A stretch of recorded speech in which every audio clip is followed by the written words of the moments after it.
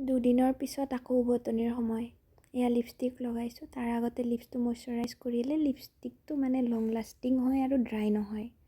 ঠাণ্ডাত মই ইমান ড্ৰাই হৈ যাওঁ পটককৈ, মোৰ ছাল চুলি চব ড্ৰাই হৈ যায়।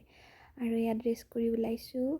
ঘৰৰ পৰা যোৱা সময়ত মনটো বেয়া লাগে, পাপায়েও বহুত দুখ কৰে, উপায় নাই যাব লাগিবই। আৰু এয়া জ্ঞানদীপক লগ পালোঁ। তাৰপিছত বাছত যাম, গতিকে বাছ ষ্টেণ্ডত আহিছোঁ। আৰু এয়া চাওক দলং বনাই আছে, ইয়াতেও ব্ৰিজ, মানে উপায় নোহোৱা হৈছে আৰু। তাৰপিছত বাছত বহিছোঁ, ইমান মানুহ উঠাই, ইমান ভিৰ কৰে, অ' মাই গড।